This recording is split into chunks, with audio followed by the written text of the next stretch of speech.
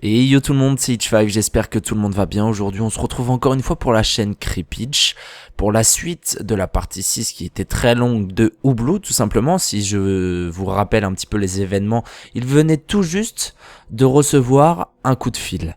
Et de se demander qui était cette Monaya Guthrie, enfin tout ça je ne vous apprends rien puisque vous avez sûrement regardé la partie 6.1 si je l'appelais comme ça.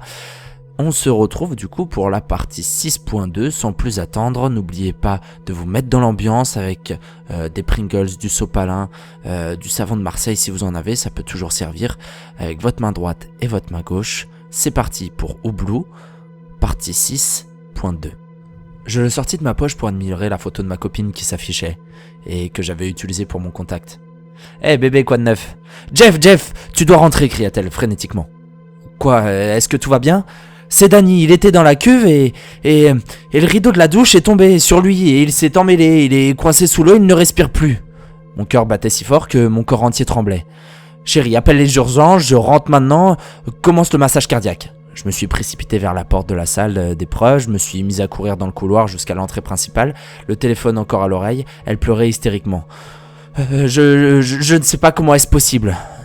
2 insufflations, 30 compressions, tu m'entends ? Incline sa tête en arrière quand tu respires et je vais raccrocher maintenant. Appelle les urgences, tu peux le faire, tu dois le faire. Elle était encore en sanglots.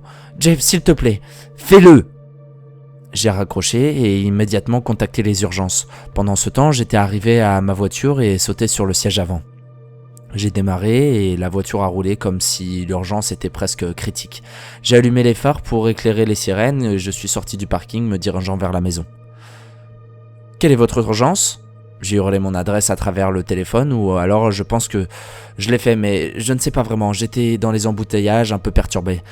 Il ne respire plus, faites venir les ambulances, massage cardiaque exécuté, pouvez-vous confirmer ?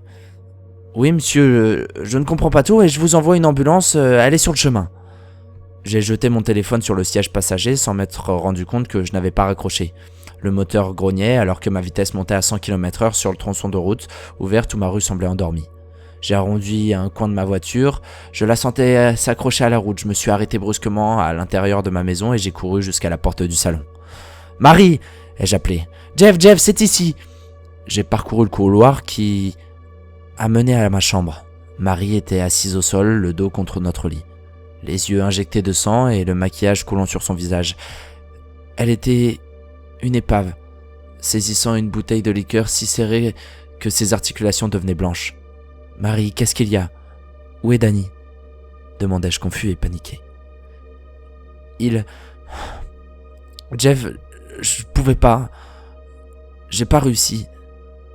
Elle leva son bras et le pointa vers la chambre dans le couloir. Je me suis retourné puis je suis entré dans la pièce. Marie n'avait pas touché une goutte d'alcool depuis la naissance de Danny. Elle était ivre. Ou avait-elle commencé parce qu'elle ne pouvait pas gérer le... J'ai mis un genou à terre.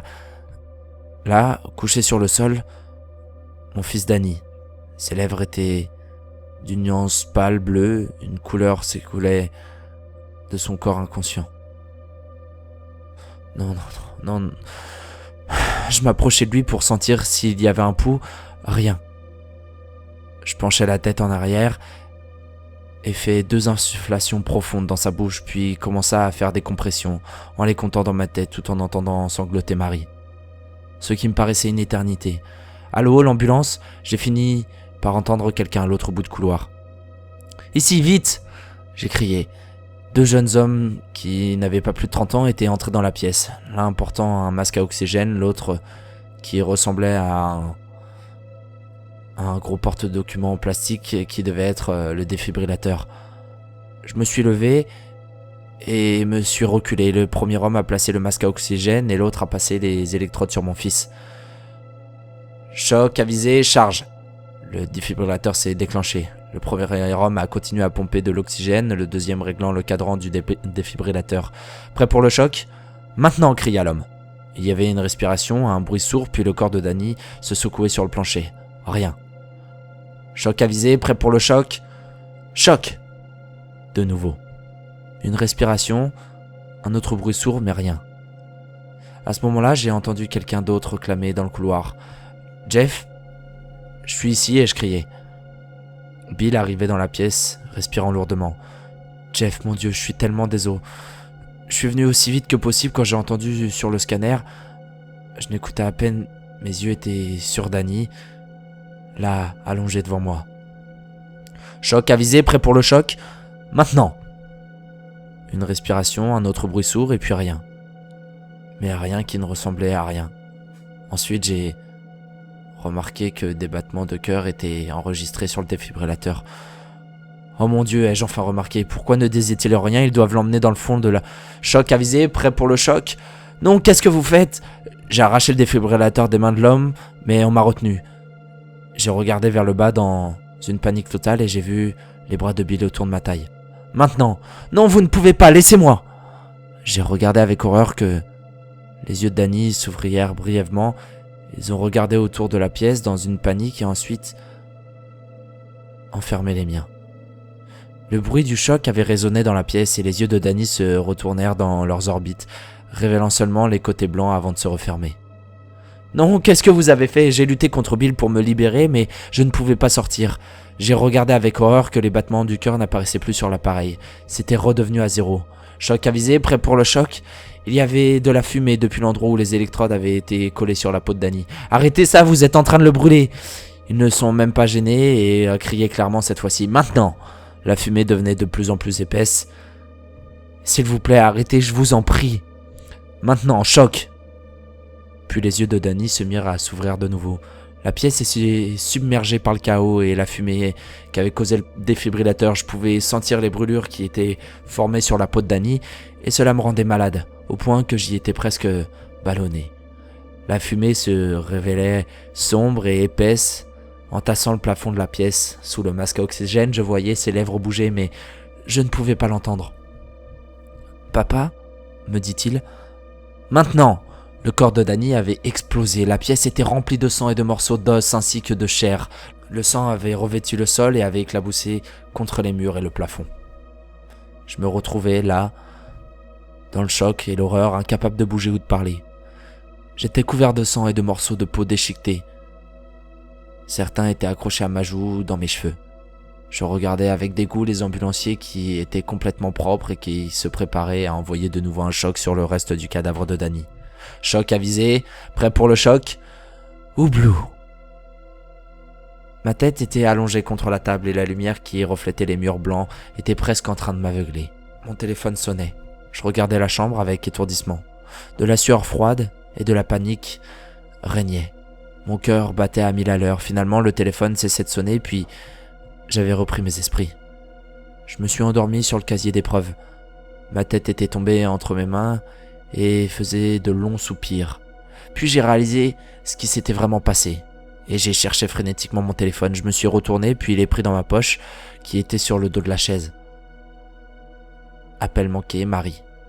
Mon estomac se nouait. J'ai ouvert le téléphone, puis l'ai immédiatement appelé. « Allô ? Marie, est-ce que tout va bien ?» « Oui ?» Elle semblait confuse. Je me suis affaissé sur le dos de ma chaise. « Ok, d'accord. D'accord. » Je m'en suis sorti. « Jeff, il est presque 1h du mat. Je croyais que tu travaillais jusqu'à 10h. » J'ai regardé ma montre, elle avait raison. Combien de temps ai-je dormi ? Ouais, excuse-moi, je me suis endormi sur le bureau.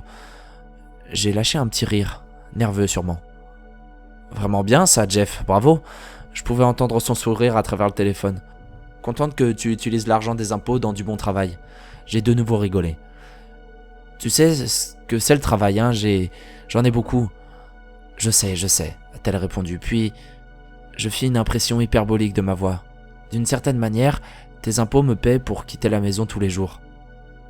Nous nous sommes mis tous les deux à rire, c'est vrai, j'ai apprécié lui dire et elle l'entendre. Je serai bientôt à la maison, ma chérie, ne m'attends pas. D'accord, je t'aime aussi. J'ai raccroché puis remis le téléphone dans ma poche. J'ai emballé la preuve d'avion et l'ai remis à l'étagère. Il y avait encore un petit squelette dans le bureau, un autre fils de pute qui travaillait tard et qui avait des remontrances contre le concierge parce qu'il faisait l'aspirateur pendant que lui essayait d'écrire un numéro sur une plaque. Juste avant d'arriver à la porte de l'entrée principale, je me suis arrêté. Je restais là pendant un moment puis je me suis retourné vers mon bureau. Je me suis assis et agité la souris de l'ordinateur et l'écran s'est mis à s'allumer, doucement, alors qu'il était en veille. J'ai démarré notre base de données et frappé le nom Monaya Guthrie. Il y avait un dossier et je l'ai donc ouvert. Je l'ai parcouru, je me suis arrêté, puis j'ai sorti mon téléphone une dernière fois et j'ai composé un numéro. Il a sonné 2 fois avant de répondre. « Allô ? C'est Jeff. J'ai une piste sur où aller à Bian. Il allait chez une femme nommée Monaya Guthrie. Je m'en vais demain si vous voulez venir. » Il y a eu un blanc. Ellie répondit « Ok, bien sûr, je serai prêt pour 7 heures. » Cela me semble bien, ai-je répondu, puis ai laissé un blanc. Bonne nuit. Toi aussi, a-t-il dit. Puis, mon téléphone s'éteigna. Fin de cette partie 6.2 de Hublot. Alors là, comme j'avais pu le prédire un petit peu dans les épisodes précédents, le fait qu'il soit policier va l'aider à continuer l'enquête d'Abian. C'est sa base de données, etc., comme je vous en ai parlé, lui permet tout simplement d'avoir accès à des moyens de recherche plus aboutis et plus corrects pour tout ce qui est enquête, tout simplement. Et dans cette partie 7 que vous verrez très bientôt, on va voir sûrement, je pense, qui est cette Monaya Guthrie. N'oubliez pas de liker et commenter cette vidéo si ça vous a plu, de vous abonner si ce n'est pas déjà fait. C'était Hitch5 sur la chaîne Creepitch. Portez-vous bien. Ciao tout le monde.